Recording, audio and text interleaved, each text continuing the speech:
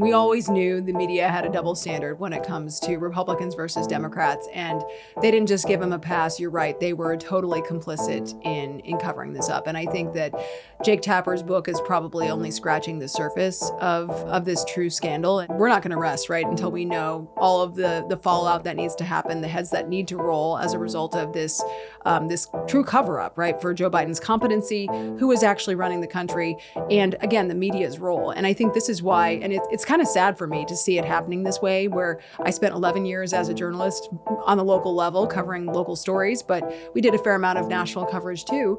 And to see the distrust in the media reach these kinds of level highs, they've done it to themselves.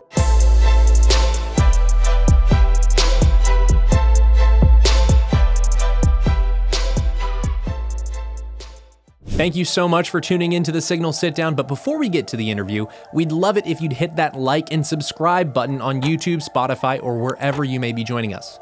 And please remember to give us a 5-star review because we love your feedback. Remember, it's your government, and together we'll expose how it really works and how to affect real change. Without further ado, here's the interview. Congresswoman Ashley Hinson, welcome to the Signal Sit Down. Great to be with you, Bradley. Thank you for having me. Yeah, and in years past, you would have been on my side of the table. That's right. You used to be a local broadcast anchor. And I think it's worth starting our conversation with the media is now realizing that they were part of the biggest scandal of 21st century American politics. Right. And they're trying to suggest that they were unaware that they were complicit in this cover-up or that they had no part of it whatsoever. Joe Biden, in his decline, going into the 2024 election, the big old bait and switch with Kamala Harris. And now we have Jake Tapper's new book, Original Sin. We have Karine Jean-Pierre, the former White House press secretary, saying that she's now an independent and writing a book. You've been on both sides of this dynamic. What did you make of this? Yeah, I mean, we always knew the media had a double standard when it comes to Republicans versus Democrats, and they didn't just give them a pass. You're right. They were totally complicit in covering this up. And I think that Jake Tapper's book is probably only scratching the surface of this true scandal. And we're not gonna rest, right, until we know all of the fallout that needs to happen, the heads that need to roll as a result of this true cover-up, right, for Joe Biden's competency, who is actually running the country, and again, the media's role. And I think this is why, and it's kind of sad for me to see it happening this way, where I spent 11 years as a journalist on the local level covering local stories, but we did a fair amount of national coverage too. And to see the distrust in the media reach these kinds of level highs, they've done it to themselves. And I don't know how we fix that. Journalists coming out of school are indoctrinated now. We see what's happened at NPR with their entire newsroom being filled with Democrats. They're not willing to actually do the work to hold these people accountable, no matter who's in the White House. And I think that's really sad. Yeah, going in, talking to young journalists, I always say you have to constantly be aware that your job is to balance access and accountability. Yeah. And it feels like the way that the modern left-wing journalist has found that balance is to say, I'm going to speak truth to power only when it relates to one side, and I'm going to make sure that I maintain access by cozying up with the left or the establishment or the uniparty, however you want to label the powers that be in Washington, D.C. I mean, do you think this is how the media is supposed to operate? You said you don't know how to fix it necessarily, but what would be a healthy media environment? What would that look like? Yeah.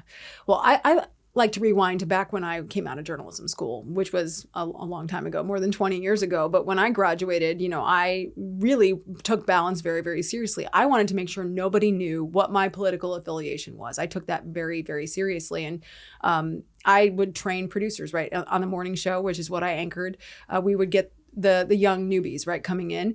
And I took it upon myself as an anchor to say, hey, if you're telling everybody where the Democrat governor is today, are you making sure you're also including where his Republican challenger is visiting today? It's simple things like that. That's just, it should be just basic reporting, not being dishonest about your objectivity, which is where the media is today. So I think it's really just getting back to the basics of reporting. We conflate, I think because of the 24-hour news cycle, we conflate political opinion with news. And they're closely tied together now because of the news cycle, but we've lost that traditional reporting without that bias. And I think that's where we need to refocus our efforts. And I don't know if that starts on our college campuses. I certainly think those need a refresh too.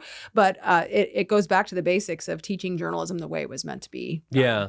Yeah. And there's part of me that yearns for the era of the partisan press back in the early founding era, because you would get a invitation to a higher conversation, knowing full well where the biases are. Right. This is let's just say the Richmond Democrat Republican or the Washington Federalist. You knew that this was affiliated with a political entity and is going to be giving you a specific bent, right. a specific Correct. slant in their curation, right? I mean, it's just something that's natural that happens. I think we also conflate objectivity and objective truth, a real metaphysical reality, with individuals, objective individuals, completely neutral, non-biased individuals. And I kind of tell young folks when I talk to them, like, have you ever been out on a date with a blank slate? And have you ever been on a second one? And it's like, you can't actually purge that fully from your system. But I think it starts by not, like, these media entities are making conscious choices to hire people who are blatantly partisan. And I think that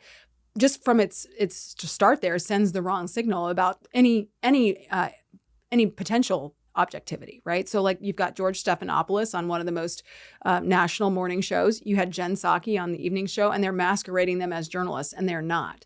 And I think we need to be critical of these media entities for making those hires in the first place. I did an interview with Elizabeth Vargas this week. I consider her a legitimate journalist, and I'm willing to go sit down and answer tough questions from legitimate journalists. But I'm honest about my bias. They're dishonest about their objectivity, and that's unfortunately where we're at. Yeah. And now we're here. I think bringing up George Stephanopoulos, Jen Psaki, it's a perfect encapsulation for how closely the journalistic entities are linked to the political entities now. It's not there's this misconception that journalism used to be this more of a working class shoe leather type of enterprise. There were those reporters, and they were great, especially on the local level. Scrappy. Yeah, yes, scrappy, yes. especially Scrappy on the local level. But on the national level, it's always kind of been more of an elite enterprise. And you have major figures in Democratic administrations going to be major players or executives in these major legacy media institutions. As we look forward to 2028, how can the media, right now it seems like they're trying to shed their Democratic overlords. Do you actually think that's happening? Is Jake Tapper sorry? Is KJP sorry for what they did? Are they trying to reclaim a semblance of independence going into 2026 and 28? Well, I think what's going on really is they understand that they've hemorrhaged viewers, they're losing their audiences, and they're no longer going to exist unless they change. And I think that reckoning is sort of happening right now. It's already started happening with newspapers, right? You see my local newspaper, for example, their editorial page is out of control, far, far left, in a place that is a district that President Trump won by a significant amount. So they are certainly not delivering on what readership wants. And as a result of that, now they've had to reduce the days that they're publishing, for example. So, and they're hemorrhaging journalism jobs at a local paper because they are not doing their due diligence and they're not doing the right work. So I think it's happening a little bit because the market is dictating it as such. And so I think that's the right way for this to happen. There's going to be kind of a cleanse and kind of a reckoning that needs to happen. And then I certainly wouldn't put my trust in the mainstream media, but you look at the bloggers and podcasts like this that can really cut to the chase and kind of put that information out there, maybe with a bias, maybe with a slant, but at least they're doing it in a transparent way. I think that's what the American people want. And so maybe we're just seeing an evolution in media, and that's probably the way 2028 is going to go. Yeah, because in your career, you were transitioning to politics. Yes. And learning how to communicate a political message to the media as the media itself was changing, right? We mentioned distrust in media reaching new heights.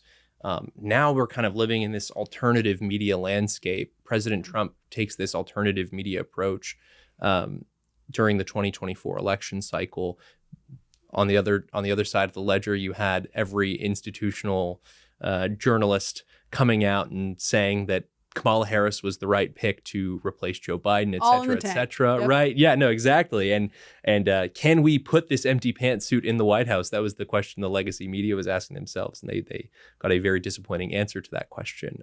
This alternative media landscape, I mean, what are the possibilities? What are the opportunities? What are the threats? Yeah. I think the opportunity is just American people are craving authenticity from people. And in a time when everything is so seemingly manufactured, everything's a clip or a soundbite, you get to actually know somebody. And that's what I think when I knock doors in my district and when I'm out talking to people at the grocery store, I do town halls because I want people to actually hear from me, not just in a here, I'm giving you a talking point. No, I'm answering your question. And I think that that's where the opportunity exists for this kind of new media front. I think the only risk associated with it is how do you as a consumer of that media really trust but verify, right? I think that's it. But I think most people have pretty good hunches about what's real and what's not.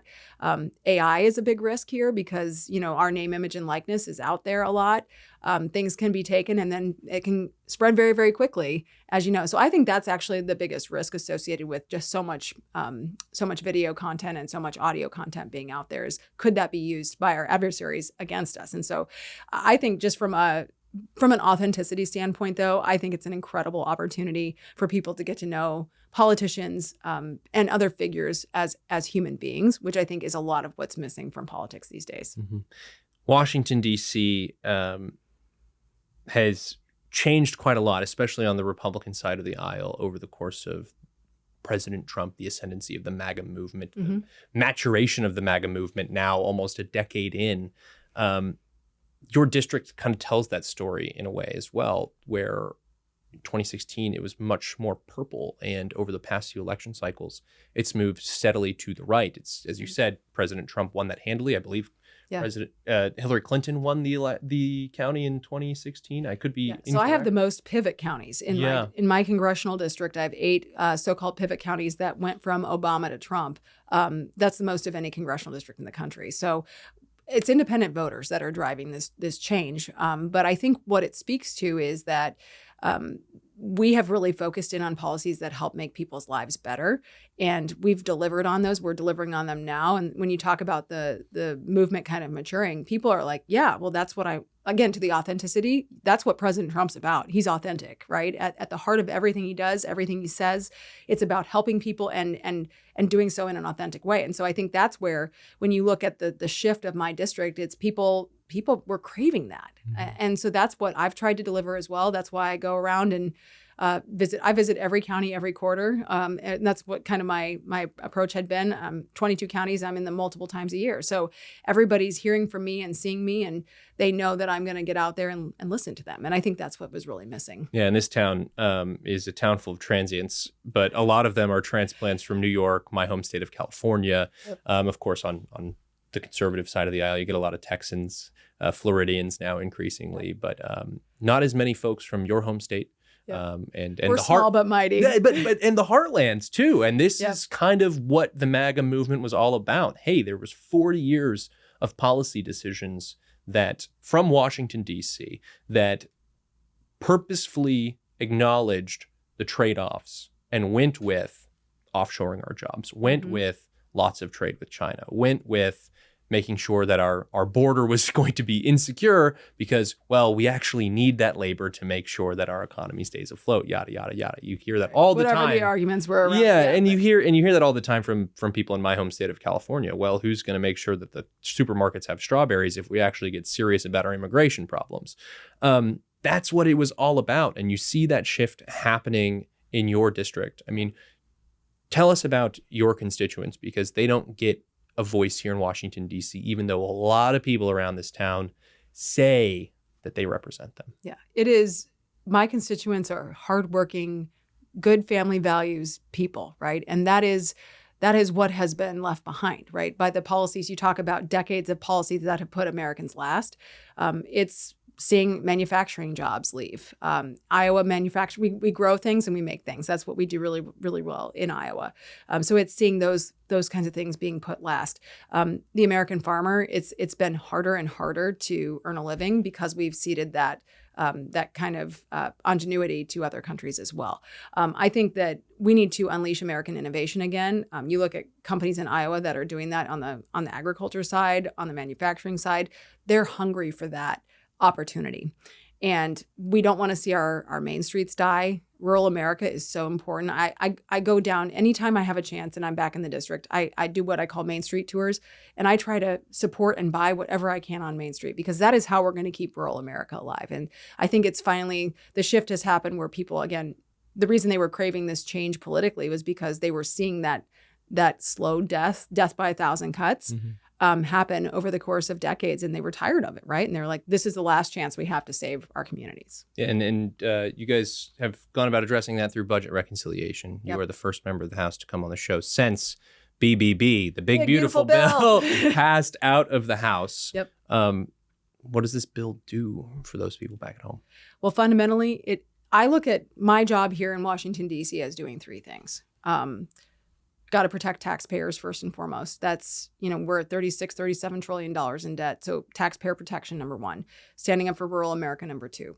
And number three, making sure we're keeping our country safe and secure. And this bill does all of those things. And that's why I was so proud to vote for it. And I will go anywhere, any time of day, to defend what we have done for President Trump's agenda to get this across the finish line, because it does do those things. It has meaningful reforms to these programs that were on autopilot and letting people take advantage of them to the detriment of the taxpayer. So when I talk about Medicaid and the changes we're making, of course, if someone is disabled or poor and needs these benefits, we'll still be there for them. And we're being compassionate about our approach here. If you are taking advantage of the system and gaming the system, well, guess what? There's a new sheriff in town and your time's up, right? So I think that that's what we've tried to do in the taxpayer respect standpoint. Also, it's taxpayers' money. It's not the government's money. So at the end of the day, we're protecting them from, in my case, in Iowa's 2nd district, where the median income is about $69,000. This would be the equivalent of 7 weeks worth of groceries that we're saving them in terms of dollars they do not have to send into the federal government. So that's a really important part of this bill. I just had the chief of the CBP in my office today, and we were talking through all the great things Border Patrol is doing to keep our country safe again. And they are so looking forward to having the resources to actually execute on their mission.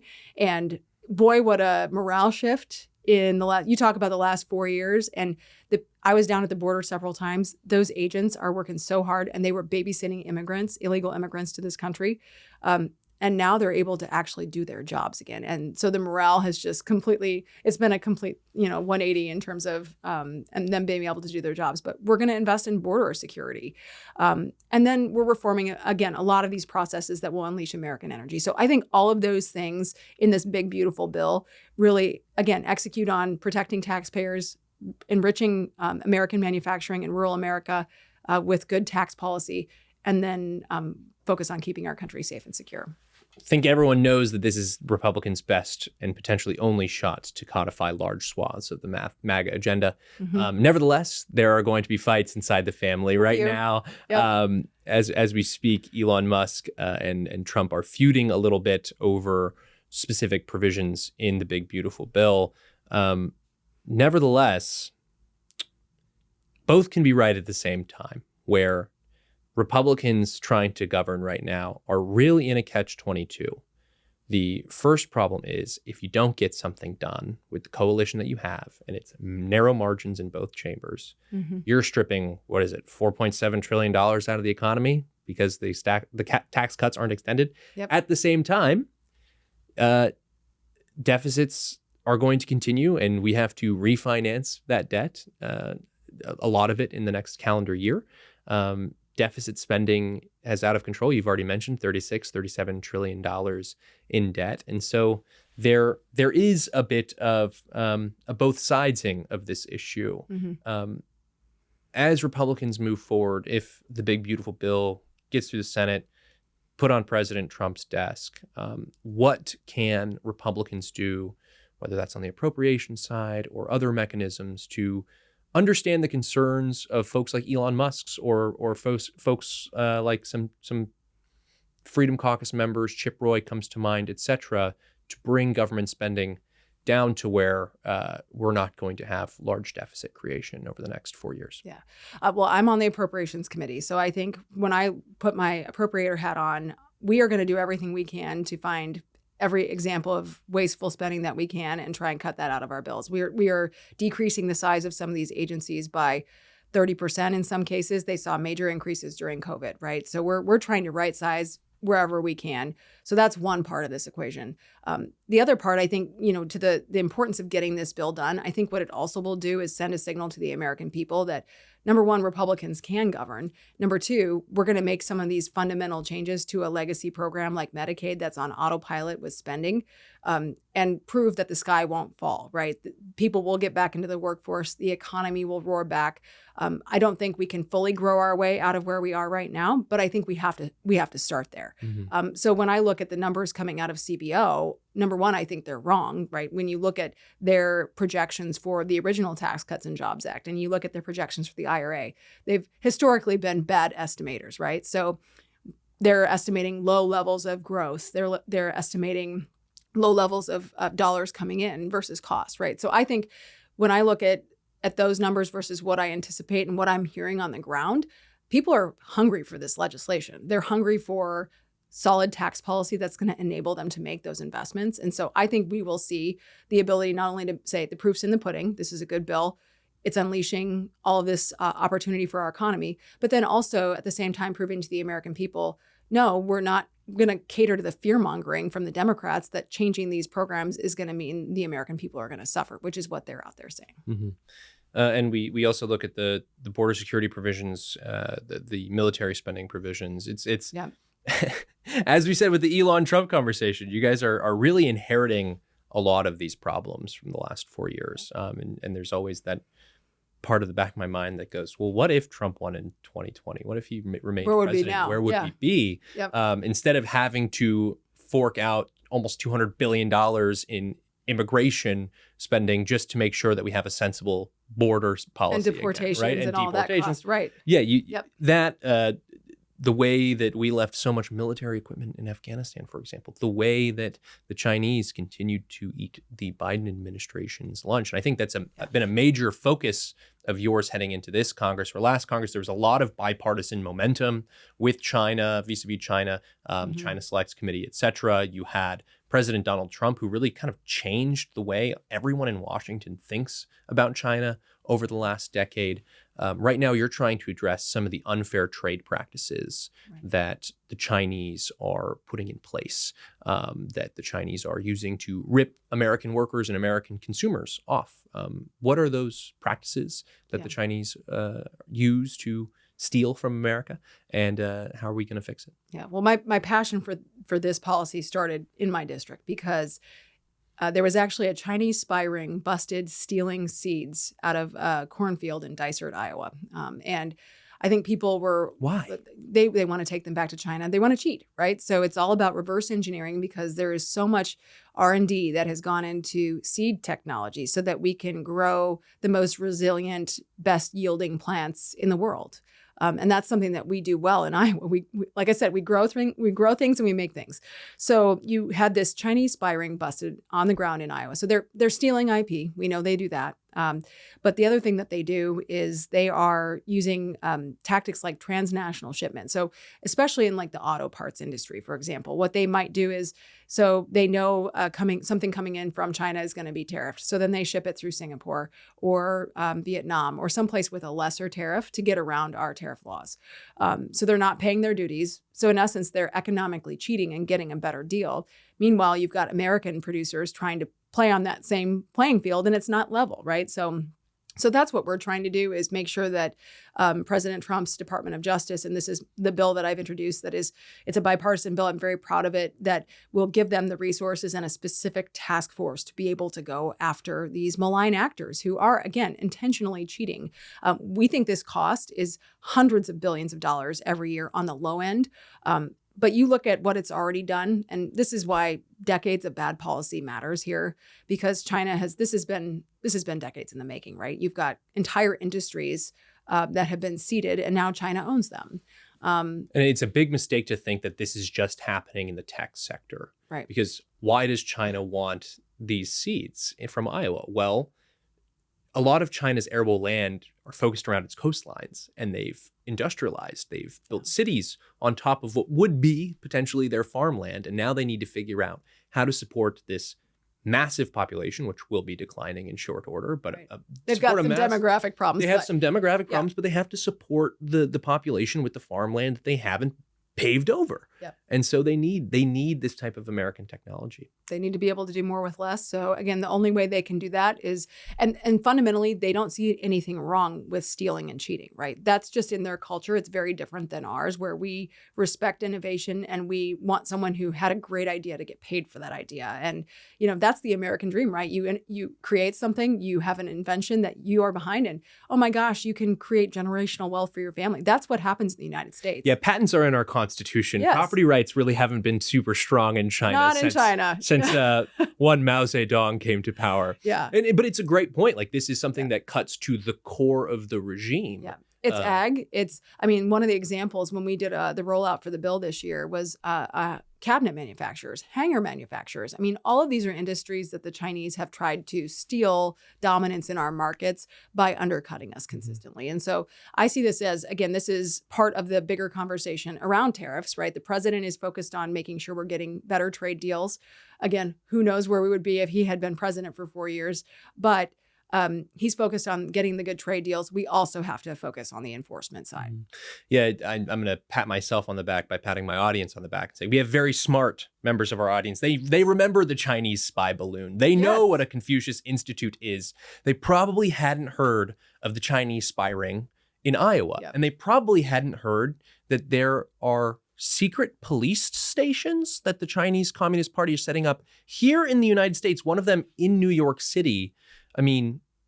Chinese espionage seems to just come in and out of the news cycle every 3, 4, 5 months. But right. They catch someone and it's a big deal. But this is blatant, right? And I think the thing that Eric Swalwell probably knows more than any of us. But I would like to give you a chance to respond to what he's literally in bed with him. But no, I look at what the Chinese have done, right? So it's stealing, it's cheating, and it's spying, right? That's their whole mantra.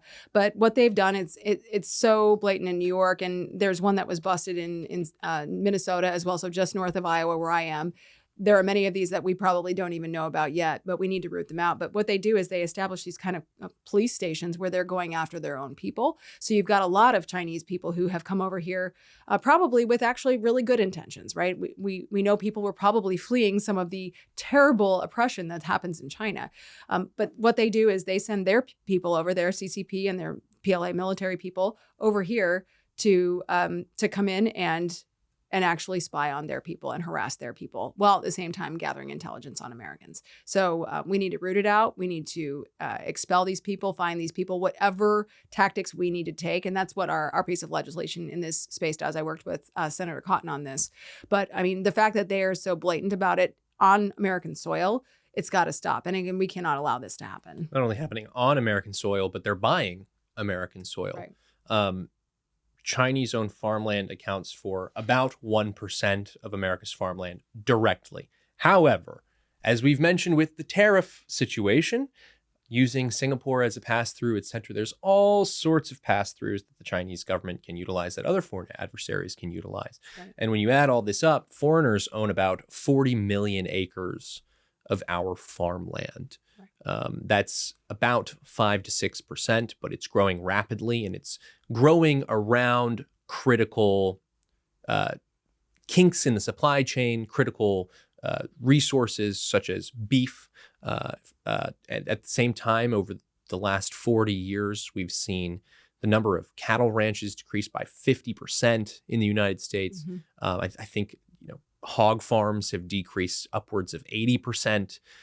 So a massive decline in what we are doing at home for farmers and for our agricultural communities, for our food security, and foreign governments have been happy to move in, and not all of them have the best of intentions, that's for sure. Right. They love to take our markets and they love to take our land. And I don't think we need to deter all foreign investment in the United States. I think clearly President Trump has shown that there are many companies that have good intentions in doing business with the United States and hiring Americans to do those jobs, right? And there's I think, a very clear difference in my mind between that kind of investment and approach in the United States and people who are trying to, again, strategically buy up land near military bases down in Texas, for example, where we train all of our Air Force pilots. Look at what And this was Chinese moving in, correct, buying up farmland to say that they're going to install a solar farm or a wind farm or something like that right next to our military bases. Meanwhile, they're watching us take off in our planes training pilots, right? Yeah. I mean, so just from an intel gathering standpoint, that's a blatant violation. You look at the potential of buying acres and then taking them out of production. That's something I hear from our farmers about, right? It's already hard enough for them to afford to buy a farm or a beginning farmer to get started. And now you're competing against the Chinese, where they may come in and buy land and then not even put it into production. So I think this is a huge vulnerability for us, and we have several pieces of legislation. I know Dan Newhouse from Washington State has worked on this. I've introduced legislation and co-sponsored legislation to push back on this ability to purchase farmland. Iowa actually has some very strong laws on the books on the state level, and we need to make sure we're mirroring that level of restriction and accountability, right? Our Attorney General needs to be able to go in and look at the layers down, because that's the other thing they're doing. They're using multi-layers of LLCs and entities to cover their tracks. And so when they're doing that, I think that's the biggest signal that something's wrong, right? And they're not being transparent about their intentions. So that's what I think a lot of the pieces of legislation are designed to do. I know, Governor Hobbs just vetoed a bill in Arizona to stop the Chinese from buying farmland. I mean, I don't know what she's smoking down there, but that is the wrong policy for Arizona. And so she needs to be replaced, I think, because we need to make sure we have a strong Arizona first and America first governor down there too. Yeah. And at the same time, Taiwanese semiconductor manufacturing companies are looking at Arizona for new facilities, for new factories, and they see a governor deciding that Chinese land interests are more important. What signal does that send? Yeah, what signal does that send? This piece of legislation, Securing American Agriculture Act. Last week, I had Victor Davis Hanson in here, the great historian and classicist, and I was kind of asking him, is the era of American empire over? And he does this great long rant about how the literature of the late Republic, early imperial era talks about transgenderism and all of these different problems, moral decay problems that our country faces today. And he called it a lack of the Italian agrarian ethos that was replaced by this love of decadence and love of global trade, globalism. And I couldn't help but think, and of course he pointed it out to our listeners, the agrarian mindset that you think of when you think of Thomas Jefferson and really the pride of Western expansion, this pioneer mentality, this agricultural mentality. And Iowa, one of the last places where that mentality actually exists.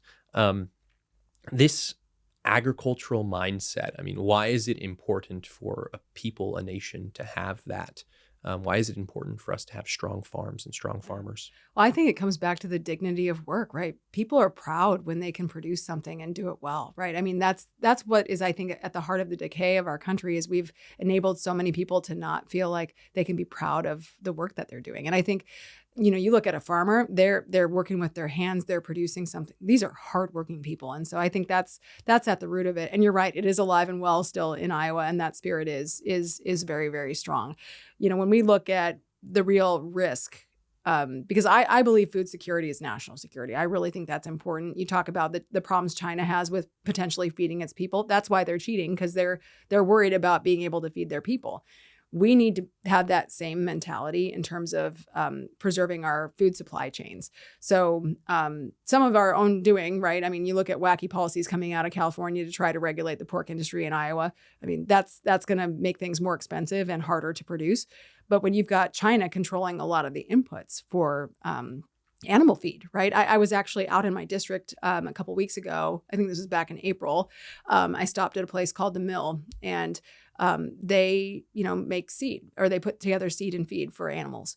And I looked at the bags that were in their, he walked me through their storage area, and a lot of them had Chinese symbols on them, right? So they're being sourced. A lot of these inputs are coming from China. And we have ceded that to them over the last several decades. So this is where, again, trying to focus on the policy and fixing this problem, we need to look at what our vulnerabilities actually are in the animal feed space and the input side, because China controls, I think it's like 80 to 90% of the market now for these inputs. And USDA needs to be aware of that. And then we need to figure out what do we need to do to make sure we're manufacturing that here. So we're trying to look at the whole supply chain process and how do we take that back, right? It's about taking that back and putting it back in the hands of the American farmer. So God made a farmer. That's right. One of my favorite poems. Yep. Congresswoman Ashley Hinson, thank you. Thanks for coming on having the me. Signal Sit Down. Thank you.